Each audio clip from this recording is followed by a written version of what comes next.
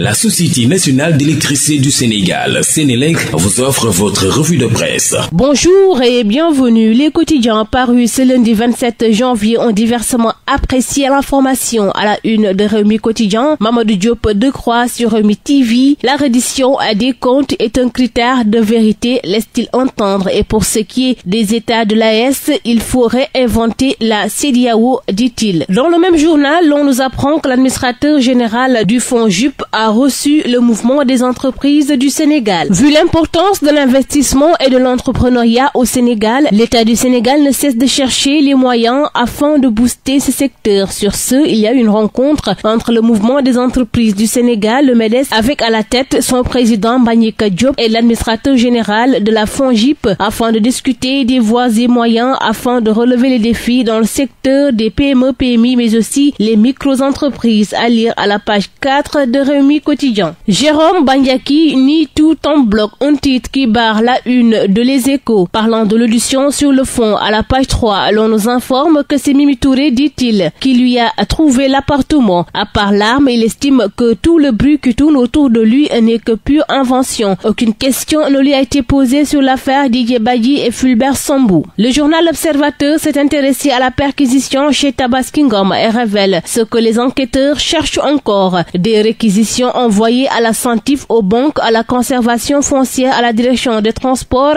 terrestres, estime qu'il y a une forte probabilité que le juge d'instruction sollicite lors de l'audition au fond des parties la levée de l'immunité du député Moustapha Diop. Libération, pour sa part, s'est intéressée à l'extradition du zircon, du rutile et de l'ilménite. Et remettre GCO le rapport du scandale. Rédigé par le comité de défense des Niayes, le maire de Diokoul, Diaourigne et Afriguine Lap, le rapport sur la situation historique, sociale, environnementale de la mine Eramet GCO dans la zone des Niayes daté du 25 janvier 2025 est accablant, écrit le journal. La diaspora sénégalaise de France s'érige en bouclier autour du maire de Agnam, informe l'AS. Et de préciser que les manifestations de soutien à Farba Ngom se multiplient depuis la levée de son immunité parlementaire vendredi par l'Assemblée nationale. Après Agnam et Oré-Fondé, la diaspora de France a tenu samedi un rassemblement à Paris pour dénoncer ce qu'il qualifie d'acharnement contre le député maire de Agnam. Dans le même journal, l'on parle de la restructuration du Parti socialiste. Le parti veut se donner un nouveau souffle tant du point de vue de son fonctionnement que de son positionnement. Sur le même sujet, Vox Populi titre réunion du secrétariat exécutif national du PS, les coulisses d'une rencontre de 10 heures. Dans les colonnes du journal, l'on nous apprend que certaines propositions de la secrétaire générale ont été rejetées et données en bail une partie du foncier de la maison du PS mise en place en cabinet du secrétaire général. La nomination de secrétaires généraux nationaux ont été rejetées. La réunion s'est terminée sans synthèse des conclusions. S'agissant de la gestion de la paire, les Échos informent qu'un cadre de la paire met les pieds dans le plat. Pour Bokar Diongo, l'Alliance pour la République se gère de façon opaque par un groupe fantôme. Walf Quotidien s'est intéressé ce matin à l'emploi des jeunes et écrit le projet cherche ailleurs. À la page 5, à défaut d'offrir du travail décent aux jeunes, le gouvernement se rabat sur les pays étrangers pour vendre les bras sénégalais. C'est ainsi que dans le cadre du programme de migration circulaire, l'État du Sénégal se dit favorable d'envoyer des travailleurs agricoles en Espagne. Dans le même temps, le ministre du Travail a révélé avoir obtenu 1000 opportunités d'emploi au Qatar. Apurement de la dette 2023-2024 due aux opérateurs, 70 milliards de francs CFA payés cette semaine, un titre qui occupe la une de Le Soleil. Cette enveloppe est au titre des subventions des intrants d'un montant total de 110 milliards de francs CFA. À Kaolack, Diourbel et Louga, la Sonacos déroule les huées privées dans l'expectative. Sport pour terminer avec Rewmi Quotidien qui évoque le tirage au sort de la CAN 2025 ce lundi. Aliou Cissé est invité par la CAF, s'exclame le journal. Record pour sa part parle de la meilleure et de la pire poule pour les Lions. C'est tout pour votre revue de la presse. À vos kiosques et très bonne lecture. La Société nationale d'électricité du Sénégal, Sénélec, vous a offert votre revue de presse.